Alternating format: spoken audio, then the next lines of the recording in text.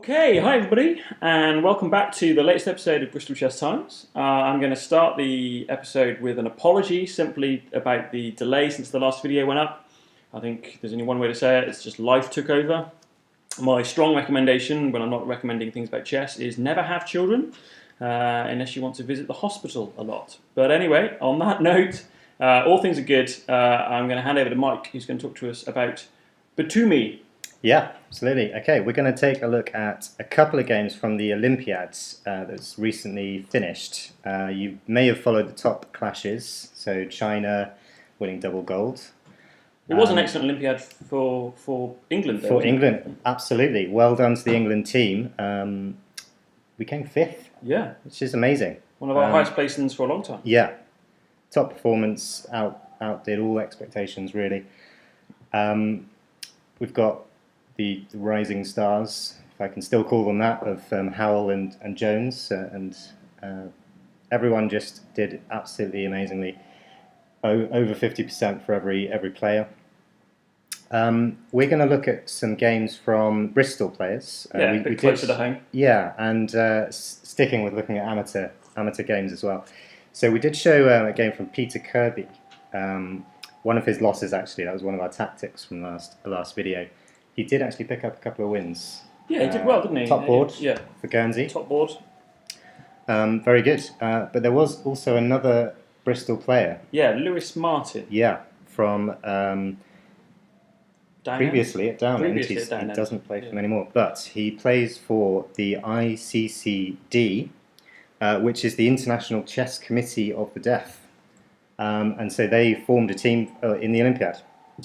184 countries in the Olympiad, all playing under one roof. Pretty spectacular. Again, we're still, for those of us from the last video, we still are looking for any small nations that don't have any chess players and have people who are related to us. Yeah, it's either that or gaining 600 rating points. So yeah, and just buying our way into a federation. Oh, sorry, no, FIDE rules have changed, and it's going to be clean politics from now on. Totally.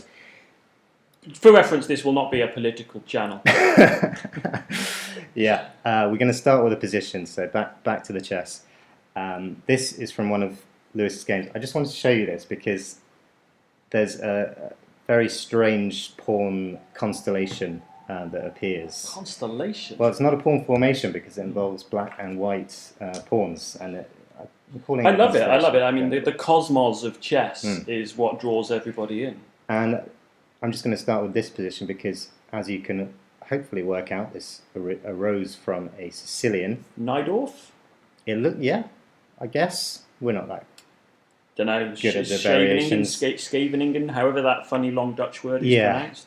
And you can see Black's just played King F8. So I should mention Lewis is white here. And he's playing against Justin Blackman from Barbados. So what's going on? So there's a typical Sicilian sacrifice on the cards. Can you see it? Well, I played the Sicilian quite a bit recently. You have. So I've dabbled. There's often an exchange sacrifice on C3. That's right. I'm just looking at the open C file. I'm guessing. So just look at Lewis is white in this position. Okay. So his opponent, I'm guessing, you've hinted at. There's some kind of exchange sack on C3. Yeah.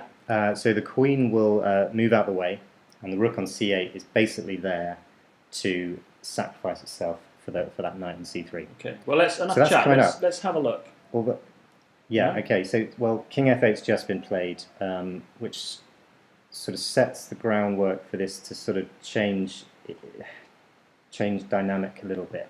So it looks like one of those classic double-edged middle games where black throws queenside pawns forward, white throws kingside pawns. But King F8 kind of changed it because the rook on H8 just stays there guarding. And this is what contributes later on to your constellation of pawns. Yeah. So let's go on and find that.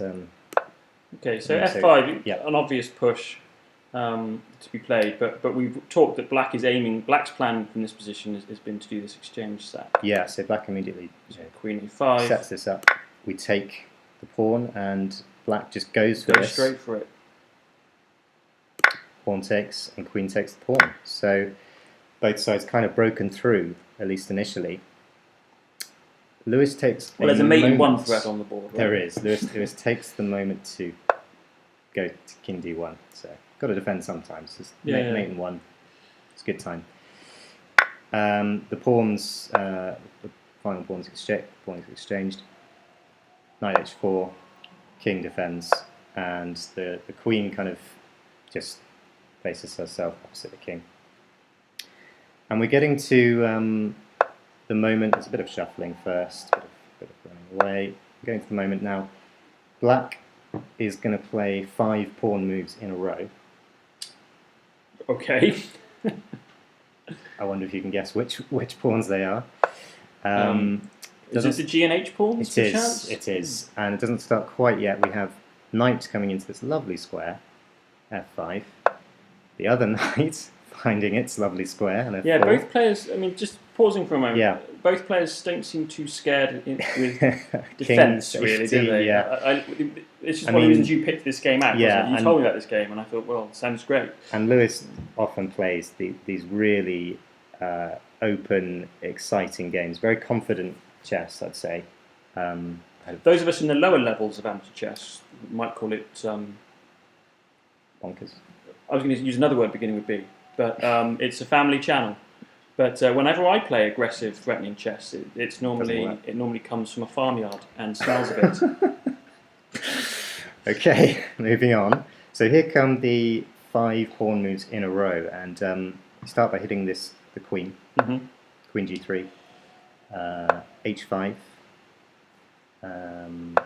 bishop just makes way for that rook now looking at the king as well. That white queen is getting squeezed, and I know why he's moved the bishop to accommodate the queen, but it does feel like white is letting black come onto him. Well, I wonder if there was another way. I mean, save for sacrificing a piece for those pawns, you just...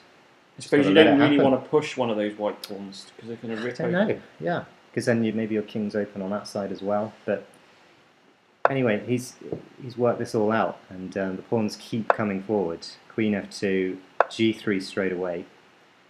I wonder here whether you can just take it, though. Well, I was wondering, I mean, surely h takes g is forced, right? Well, maybe... So what does... Black's got a few other threats here. Now that the g4 square is free, you've got knight g4. The second knight coming in. Yeah. Let's have a quick look at that. Then trap the queen on f3 because there's bishop takes e4. It's getting really cramped, isn't it? Yeah, I mean, and that's what I think. What's surprising me about this is white seems to have voluntarily. Yeah. What I find interesting is black has been white has kind of allowed black to come in on c3 with the queen. Yeah. Although and then black has switched to the other wing, which is interesting. It is. I mean, I remember a painful game in the end game. This was against Mike Meadows, another down-end player in a rapid game. I let the pawns come forward and forward until there was just endless tactics happening, and one of them was going to queen. But this, I've never really seen this. If we just go on one more move, this kind of double pawn. I've seen it in the centre. I've never seen it that far advanced. I mean, is this your magical constellation? This is the constellation. Right. I looked at this. I thought I've never seen this early in a chess game. So well, it's not that early. It's move 31. It is, but look at how many pieces are left. For those of you who've never seen one of Mike's games, you'll know that they will normally go on into the hundreds of moves. They, one piece has been exchanged. That's true. So I'll be honest. As white, I'm scared. Although, how does Lewis play this? Because Lewis did have an excellent Olympiad, didn't he? He did, yeah. Overall, we believe he might have qualified for the FM title. Yes, we're not 100% sure on that, but if that's the case, very well. Yeah, well deserved. played, Lewis. It's a real milestone title, chess title. Never take that away from you. So if I just go back there, he chose to exchange this knight. Yeah, makes sense. It's a dangerous knight, right? Yeah. And pawns little intermezzo. Yeah. And so actually what happens is everything clears. So you take, and everything gets taken. And actually now, look at all that space that the pawns left behind. That's now open for white. I think this is an important lesson, really, isn't it? Because I do this a lot in my games. I notice in amateur chess is you feel like you've got a great position. Sometimes I do this a lot where I've got a big, maybe a bank of pawns, maybe three pawns in a nice row. You know, say D4, say C4, D4, and E4. You know, those kind of you come out the opening and you go, I'm dominating the center. Mm-hmm. But then one pawn push, and then it seems to me like 5 moves later, my center's gone, and it feels to me like now White's played this very well because the king is breezy, right? Before there was a lot of pressure, a lot of space for Black, but now, you know, over pressing, I suppose, is the lesson of this game. Do you think? Yeah, it's always that double-edged decision. Pawns can't move backwards, so you move them forward, you gain space, but you lose protection of your own territory. It's always a decision. I think pawns are easily the hardest piece to learn how to play correctly, properly. Yeah. Remember in The Simpsons, they say, what are those guys in chess that don't matter? So it's the pawns, but actually they're so hard to master. They know what I'm talking about. We'll put the link in the description. But they're the soul of chess. I can't remember who said that. I should have looked that up. Philidor, thank you. I was going to say that. I just thought you might laugh at me. I've never laughed at you, Mike, except for your knights on G7. Moving on. So the game actually ends in one more move here because of this weakness. I mean, Queen G7 is threatened. What do you do about it? Player with black pieces thought, okay, I can survive that and maybe get something going with. How does Bishop takes E4? That's a mistake, isn't it? You just go Queen G7. See what happened, and it dawned on him that there's no hope. Given these guys are what, 2100, 2200, both of these players. That's a hell of a tactic to miss. Yeah, I think. Given the complexity of the earlier parts of the middle game. I know. It may have been time trouble. Time trouble, maybe. Okay. Just you think, okay, they've recaptured a pawn, and you just forget to look at the new threat. But also, just we thought it's very dangerous whatever I play, because the rook on f1 is pointing at the king as well. Maybe just bishop takes e4. If the knight can get to e4, that's dangerous attack on the rook. Mm-hmm. Some kind of counterplay going. But it all stems from the fact that all of those that pressure is just. White has just dissolved everything, hasn't it? True. And black king's more open now. So did the game end at Queen G7? Difficult to believe. Yes. Presumably, yes, it's mate's next it is, move. Well, king can run to E6. And then you can take with check again. Yeah. And it looks horrible. Take the pawn as well. Actually, that's checkmate, isn't it? So well played, Lewis. Yeah. Great constellation, Mike. Thank I think you. if anybody's got any other cosmic orientations of pawns and pieces, let us know. And I've got one more tactic for John to solve. Oh, okay. Of course, you're at home as well. This is from another game of Lewis's, and he is black in this position. From the Olympiad as well. Yes. Same Olympiad. Right. Yeah. Okay. Another win. Lewis got 7 wins and 2 draws out of 11 rounds, which is amazing. What, 8 out of 11? Yeah. Nice. So 70-odd% average. Yeah. Great. So, black to play. Right. And is this like kind of a black to play and win? Yes. Okay.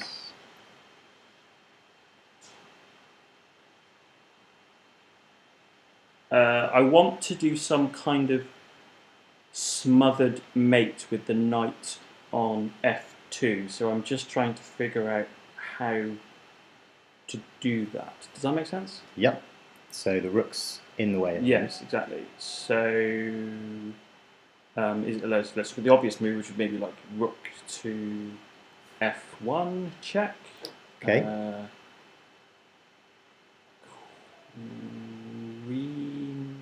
takes. Or bishop takes. Or bishop takes. So if queen takes, then I would go in with the knight check. Mm-hmm. Yeah. And then king to g1, and where's my win? Where's my win? I'm gonna go with rook f1. Okay. Okay, so bishop takes unadvisable because knight f2 is even stronger. Oh, of course it is. So I'm just going to win the queen. Queen. Yeah. Free. So queen takes. Yep. And now if we lunge in with the do that knight. for the viewers? Sorry, just in case anybody has missed that tactic. So sure. Yeah. Knight if you f2. do that, then forking king and queen. You even take with check, so nothing to worry about. Yeah. Okay. So rook to f1. Queen takes.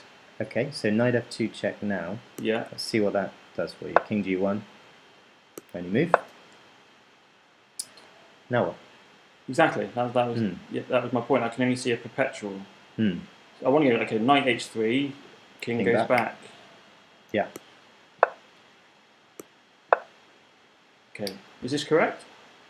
It's not the best move. It's not what he plays. Okay. Well, it doesn't feel like there's a win here now.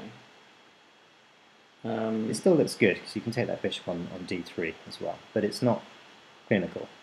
So what he played it feels like there should be a win.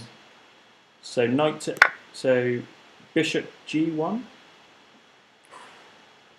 It's getting deep. It would be very nice if there was some sort of knight g3 Oh, I can't. check. It's not a check because there's a mate here on the That's F8. true. Sorry, that's so true. there is a threat. So I need to keep the checks coming. I don't know. Okay. So let's go back. I think this is quite an instructive one because that looks like a very natural start of a tactic, which is. But it nets you at least a draw, right? Yeah. Yeah. But actually, he played rook to d2 instead. Okay. Which first glance looks very strange. Well, it's still threatening. Oh. Yeah. Still threatening knight f2 check. Okay, so queen takes or bishop takes? Queen takes, then knight takes queen, and then But then if bishop takes, you've still got the fork on f2. Yes, absolutely. Okay, so what does white do? So I believe in the game, it was bishop takes. I think it comes to the same thing roughly. Okay, knight f2. Yeah. King g1. Knight takes queen, and king f1. And there was always this b2 bishop on b2 at the end of everything. And oh, knight b2. Oh no, or queen. Sorry, yeah, right. And in the other line with Nice. And bishop white's takes, just it was the same thing. So let's just go back. So rook d2, and if queen takes, knight takes, bishop takes, and then queen takes b2.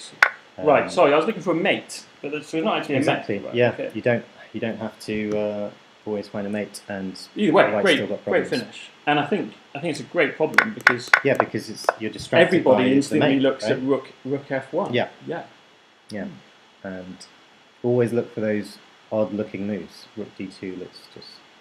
Because I think it was in amateur chess. I know I fall into this trap. Once I calculated it to a point of knowing there was a perpetual. Often I've gone into that thinking, well, there's at least a perpetual, so the psychology is, oh, I'll take that. There's probably a win. But then you're frustrated when you do that because all you get is the draw. Whereas actually, there is a win, it's just not a checkmate. I think that's an important distinction. If you really think you're winning, and in this position you're a pawn up, and with a good attack, you really should be looking to convert it. That's great. Cool. Two excellent, one detailed game and an excellent finish in this one from Lewis. So well done, Lewis. Hopefully you did get the FM title. Thank you everybody for listening. We'll get some more videos coming your way. But this is a great example from an international tournament of a Bristol player doing really well, which is great to see. Don't forget to subscribe, share, tell all your friends, etc.